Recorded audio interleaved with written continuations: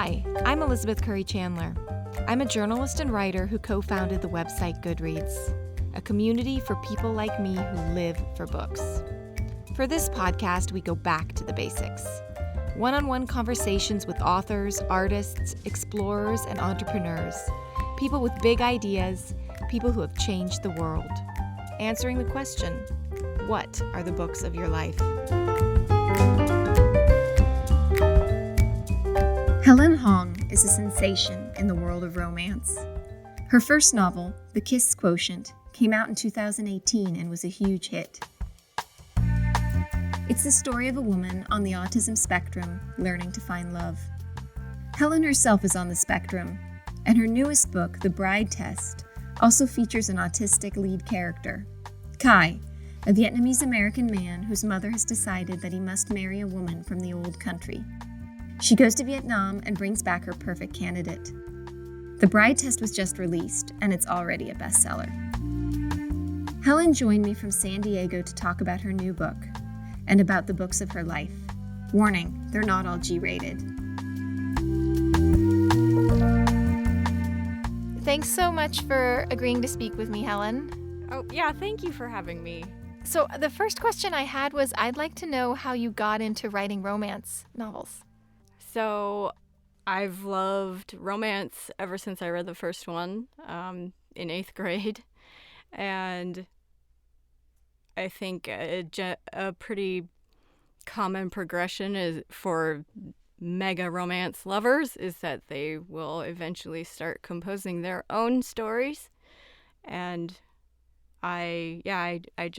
it was natural for me, I guess, because I read them and I started daydreaming stories, and writing them down was just translating daydreams into words. And I did that for a long time before I actually got published. How many books had you written, you think, before you wrote The Kiss Quotient? I wrote about 3 to completion, but there were a bunch that, you start and you get distracted and you don't finish them. So I'd say it was 3. The first was a kind of a Viking historical, and then there were 2 kind of fantasy romances that took place in a sort of martial arts environment. Like, have you seen any of those, like Crouching Tiger kind of? They were romances in that Crouching Tiger world. Yeah, and then I decided to try a contemporary romance, which was The Kiss Quotient. Yeah, and The Kiss Quotient was a huge success for a debut novel. I mean, it won a Goodreads Choice Award in 2018. I really enjoyed it. The main character has autism spectrum disorder, and she hires an escort to teach her about dating and relationships. And you also have autism spectrum disorder. So tell me a little bit about that and about why you decided to create a character with autism spectrum disorder. So I'd been thinking about writing a contemporary romance for a while because my fantasy romances were going nowhere. And I thought I would really like to get published someday. And I guess when I thought of writing a fun contemporary romance, I automatically think of prostitutes for some reason. And I didn't think that writing with a woman in that role would be that unique. And so I automatically started thinking of gender swapping it, doing a kind of reverse Pretty Woman story, but I couldn't figure out why a successful, beautiful woman would hire an escort. Yeah, that didn't make sense to me. And so I was thinking about this, and I was thinking about it, and it, that had been kind of simmering in the back of my mind for, I don't know, a year. And after that, my daughter's preschool teacher, she suggested I get my daughter diagnosed because she thought she was on the autism spectrum. My daughter was only 4 at the time, I think. And I was very shocked because I just did not think that was possible. And I spoke to her physician. I spoke to my sister who works with disabled children, and everybody said no, no, no. She's not on the spectrum. And I accepted that as the truth, but it had me thinking about, the research that I did. One thing that was universal for all, every time they talk about autism spectrum disorder, they mention difficulties with social interaction. And that is something that I can totally empathize with and I understand quite well. And I thought that for this story, this reverse pretty woman story, that was a compelling reason for someone to hire an escort if they didn't know how to interact with people, if they didn't know how to date. Because when I was fumbling through dating, that I would have loved to have a practice session beforehand. And so I started thinking about this and I started researching, and as I researched more, and if this was completely, not because of my daughter, this was researching because I was curious as an author, and I found that there are books specifically about women on the spectrum. And it's this really interesting thing that women have this ability to mask their autistic traits, and it seems that either it's societal or maybe there's a genetic tendency or something going on where women differ from men in this sense, and we can pretend, we can copy our peers, we can fit in if we try. And as I was reading about this, I found so many of those things are things that I've been doing my whole life. I stim, but I do it. I do it in a way that people can't see. I tap my teeth, and it's this horrible thing for me. My dentist, is always yelling me I have to stop, but I can't because it's this thing that I just unconsciously do to sort of calm me down, and I remember practicing facial expressions in the mirror as a kid, trying to make sure that I looked okay, that I was responding to people or having the correct, just so I looked right. Because I remember once someone told me that my facial expression was scary and it didn't make sense to them. And why did I look that way? And so I was trying really hard to look normal, to act normal, to be like everyone else. And from there, I started having this whole process, this journey towards getting my own diagnosis. And as I did that, I was drafting this pretty woman story, this reverse pretty woman. And then I kind of learned, as I learned about myself, I could write Stella better. And as I wrote Stella, I started to discover more things about myself that they kind of just accidentally turned out on the page like that. And it was this kind of two-way process as I wrote the book, and kind of a once-in-a-lifetime thing for me. So for your second novel, you wrote The Bride Test, which I finished last night. And thank you. No, I did, and I really enjoyed it. In this case, the male character has autism spectrum disorder. So why did you decide to continue with that, and why did you switch genders this time?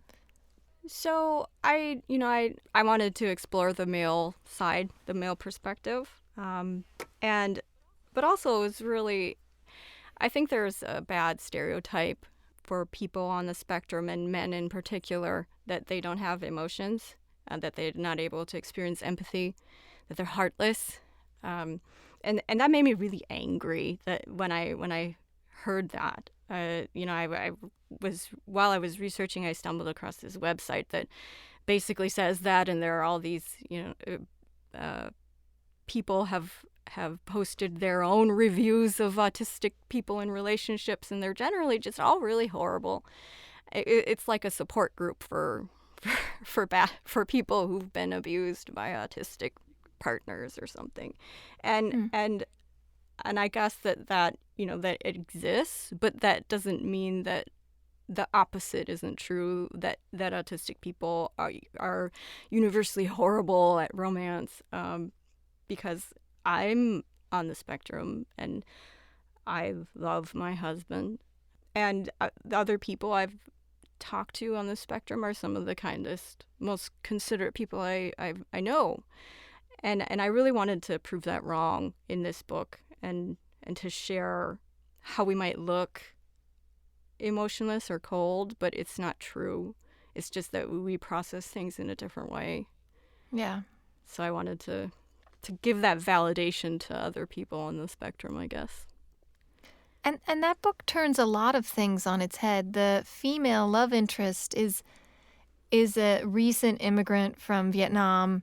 And in the author's note at the end of the book, you write that the book caused you to realize your own inherent bias towards westernizing your characters. I'd love to hear you tell us a little bit more about that. Yeah, so when I first set out to write that book, I was very passionate about Kai's character. Clearly, it's very personal to me, and I was gonna give him this love interest who, was probably American, and there would be this love triangle with the third person being this woman that his mom brought for him from Vietnam, and he's supposed to marry her, and this throws a wrench in all of their plans.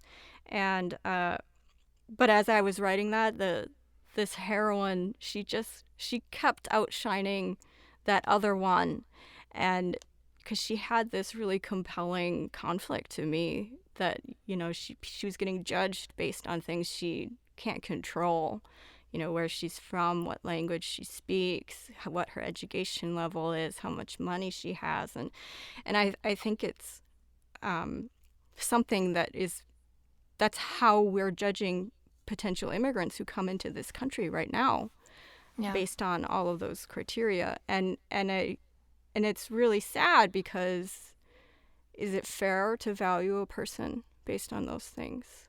And it was inspired by your mother. The character was inspired by your mother, right? Yeah. So if somebody judged my mom based on those criteria, she never would have made it into this country, and she's a force to be reckoned with, or was. So yeah, I wanted to write a character like her, and to show how strong she was, and what it's like. She was a refugee, and she always told me those refugee stories, but she never told me about the immigrant half of her story, because I think she wanted to protect me from just reality, I guess.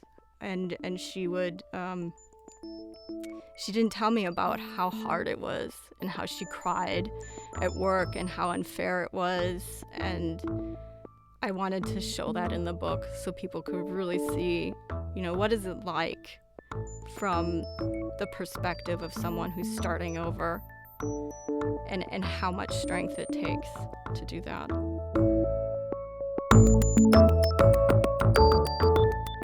So let's talk about some of the books that you recommended. So I looked at this list, and one of the things I noticed about these books is they're all in the romance genre, which is not, you are the first person I've interviewed that has recommended only books from the same genre, which I thought was really interesting. Do you read outside of the romance genre? Sometimes, but pretty rarely. Generally, I don't want to read anything that has value to it, or at least what people say is value. I get bored pretty quickly, and I just don't. I read for me. I don't read for other people. So I'm not going to read something that other people are recommending because, it's so important and it's going to change your life, and X and Y and Z and Oprah read it and they think it's something you need in your life. I completely respect that. Reading is an absolutely personal choice. So let's talk about these books. The first one that you recommended, you said this book changed your life, and it's Gentle Rogue by Johanna Lindsay. Tell me about that book, and what were you doing when you read it? How'd you find it?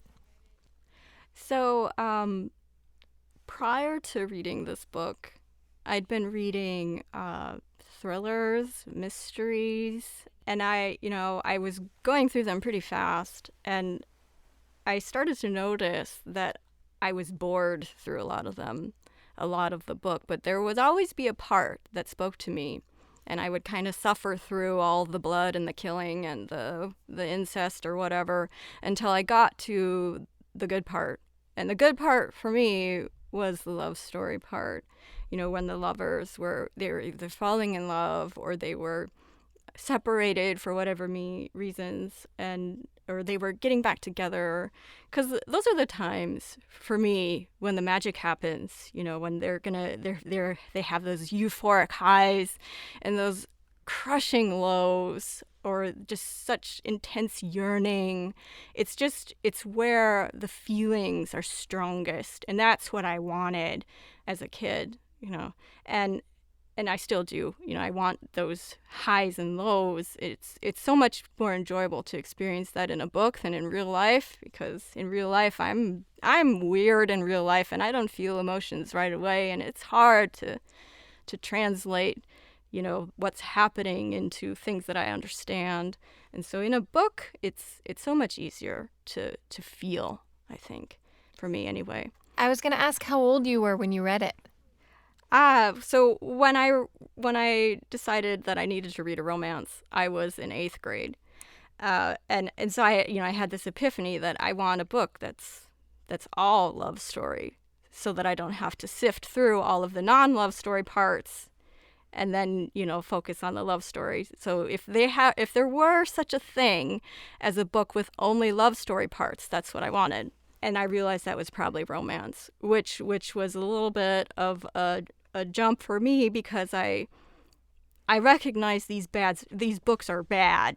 You know, the covers have, you know, the half-naked woman or half-naked man, and like guys with long hair. I'm still not really sure why that's cool, but I you know, some people like that. And so I recognized that I probably didn't want to be caught reading these books, but at the same time, if it was that thing that I'm looking for, I was willing to give it a shot. So what I did was I biked to Kmart and I walked in there and I picked up, you know, I read all the covers read all the stories on the back, and I picked out Gentle Rogue by Johanna Lindsay, which is about this girl who is trying to get to Great Britain.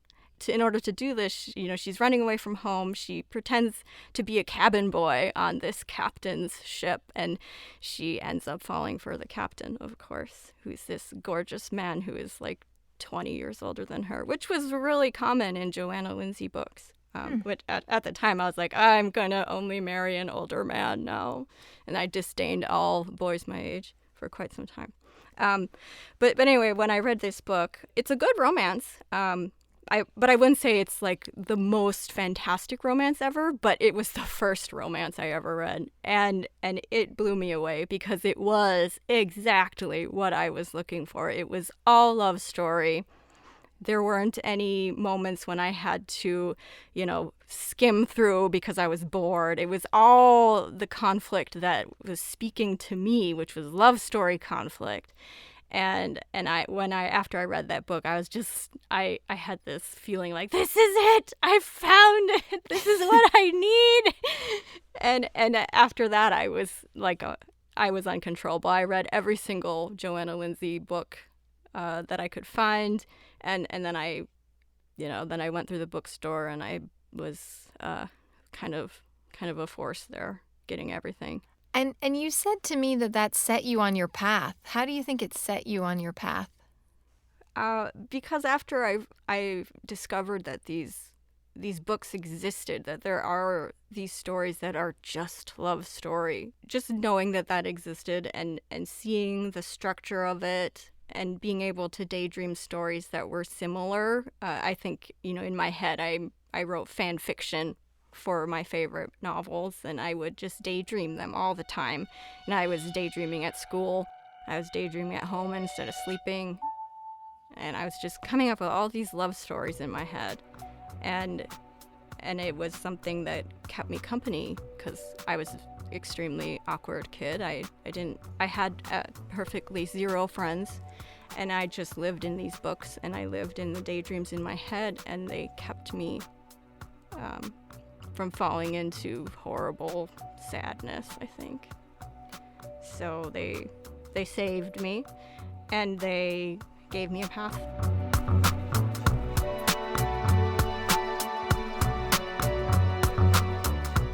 You also mentioned Flowers in the Attic by V.C. Andrews as a book that got you hooked on reading. I'd love to hear the story of how you found Flowers in the Attic. So I think this was in maybe 5th grade.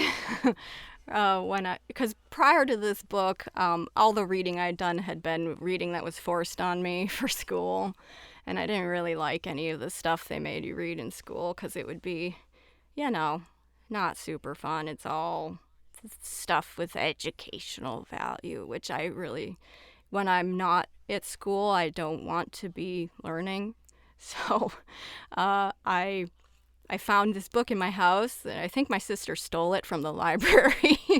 And it was there, and I just kind of picked it up, and I read what it was about, and I thought it was intriguing. And when I started reading it, I just couldn't stop. It was the first book that I read that I had to read all the way, and I read it in one sitting from cover to cover, and after I was done, I was hooked. I needed to know. I needed to read more of that. I needed to know what happened after or before, and that's the cool thing with V.C. Andrews is she has the prequel and the sequel and the what happens to the granddaughter after the couple gets married and then they have a kid, and so like what happens for 3 generations. Well, when you mentioned it, I thought, oh, I remember this book. I mean, I remember it being passed around my elementary school. And if you don't know what it's about a mother who hides her 4 children away in an attic so she can inherit a fortune, and all sorts of weird, twisted things ensue. It doesn't really sound like a book that would be, an emblem of preteen girls, but it was popular, and it's horrifying and fascinating, and you can't help but kind of root for them to be together even though it's wrong. I don't know what it is. I looked on the reviews too on Goodreads because I just wanted to play around and see what people said, and one reviewer wrote, "Ladies and gentlemen, this was your puberty. How our generation functions at all with this in our pasts is beyond me." And I just it's true. It's horrible. As an adult thinking about it, it's just wrong on so many levels. But as a kid, I was so fascinated. So let's talk about your next pick. You said that this book brings you comfort. Slave to Sensation by Nalini Singh. Yeah, I picked this one because it's one that I've read multiple times, and I think it's the first in a series. So she has this massively popular series called the Changeling series. It's paranormal romance, and I just love the entire series. What I think is so neat about it is it has this terrific world building that I've never seen anywhere. It has these psi, which are people with telepathic abilities, and they connect with each other via this network that's kind of like the internet, but it's through their minds. It's like the internet for the minds, and it's so interesting and so well developed. And at the same time, in this world, there are these changelings who these people who can shift into animals like jaguars and jungle cats and wolves and things like that. And it's just, I just love that. The thing I love the most is these psi characters, because they have, I guess being on the spectrum, they just really resonate with me because they have trouble expressing emotion. They look emotionless on the outside, but there's a lot going on inside, and they also worry about hurting people with these hidden powers they have, and I just relate to them so much. And every time I read one of these books with a new psi character, I just fall in love all over again. So this one is the first. It follows this a heroine named Sasha, and she has telepathic abilities, she's extra flawed as a Psy in that she feels emotions, and she's conscious of feeling these emotions, and she needs to hide them. And she meets this guy who's like a jaguar shifter named Lucas, and they have to find this killer who's on the loose, and they just fall for each other, and she tries so hard not to. I love that. I love that book. I mean, there's so much tension in that book from the first page, where you have someone who doesn't seem to have a lot of emotional capacity, and then this person that's all animal emotion. Yes, it's a great contrast. And what's about the book that brings you comfort? What about the book brings you comfort? I love the Psy characters. I just can't get enough of them. These characters who have all these emotional hang-ups, and they crave connection so badly, and they need it, but at the same time they're always denying themselves that, and I feel that just resonates with me so deeply. And to see that every time there's a happily ever after, it gives me hope, I guess. Do you think you're still denying that of yourself? Do you think you still do that? Sometimes, yeah, I know my mother passed away in December, and it was a really difficult time, and I did not respond to that the way my family expected me to, and it's been a journey, kind of dealing with that grief and communicating to my family that I'm not a monster, I guess. No. It's been a challenge because there's so much going on, and everybody has their own emotions to deal with, and I was not responding the right way. The main character, though, in The Bride Test is dealing with a death in the family. Do you think that book was a little bit of a way of you explaining that to your family and friends, the process? Well, they haven't read it. Ah. So I don't know. And that, yeah, I lost my cousin a long time ago, just like in the book. And I responded exactly the way that Kai does. And, you know, a lot of the sentences that you see in the book are things I've heard in my life. You know, your heart is made of stone, or you know, he's died. Why aren't you sad? I felt so helpless. You know, just things like that. They're trying to be a part of a family, being a part of society when I have this kind of inherent difference that isn't easy for me to control. That's been a challenge. And so I guess that's to bring it back to the Nalini Singh's books. Those characters of hers, for that reason, they really speak to me, because they have this conflict too between expression of feelings and what's inside. Why don't you tell me about the book that you're reading right now, too? Oh, yeah. So I'm currently reading Long Shot by Kennedy Ryan.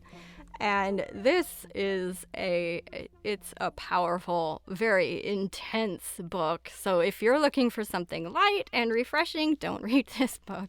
And also, I need to warn people that there are graphic scenes of abuse in here. So if you are sensitive to that, you should be aware.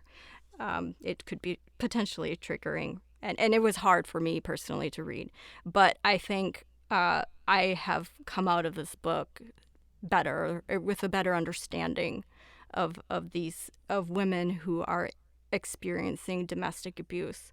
And it gives you, you know, I think the most common thing that people say when they see somebody in experiencing domestic abuse is that, you know, why don't they just leave? Can't they see, you know, if somebody did that to me, I would leave. And this kind of, it shows you why people stay. And I think it's a really it's a testament to Kennedy's talent as a writer that she was able to shine light on this big issue while also, giving the heroine agency and strength, and then also writing this really swoony love story. And so I just feel that it's extremely consumable, but it's also one of those heavy books that you're not gonna forget after you read. Wow. That sounds Yeah, like a true experience. I mean, yes, it is.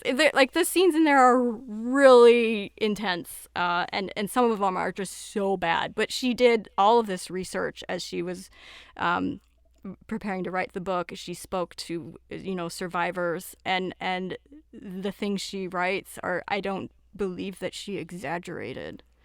And I don't think she was writing it just to, get a reaction out of people. She was writing what she'd heard. And that's horrifying, but also kind of important for people to see, I think.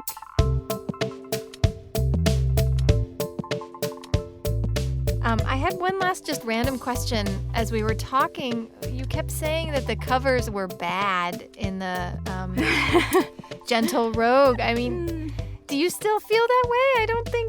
I think romance doesn't have a stigma anymore, if it did. As a kid, I felt they were bad. And I remember I would read them at school sometimes, and I would get picked on for that.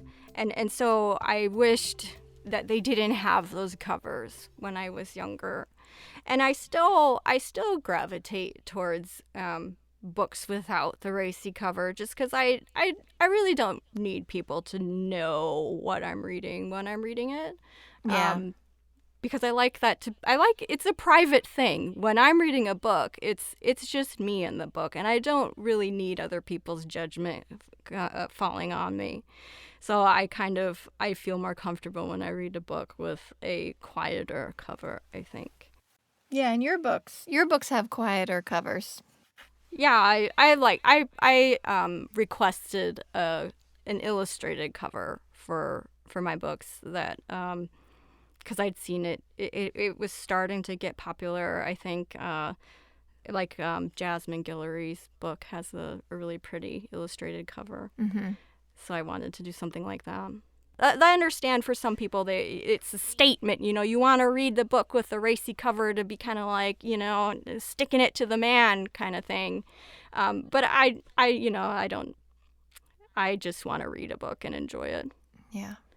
Everyone wants to read what they want to read. I wonder if that's true sometimes. I really wonder. Maybe, you're right, actually. I feel that a lot of people, especially book clubs, not to say anything bad about book clubs, but I think that a lot of times when you're reading for social reward, you're generally not going to read a romance novel because it has all these other issues in there.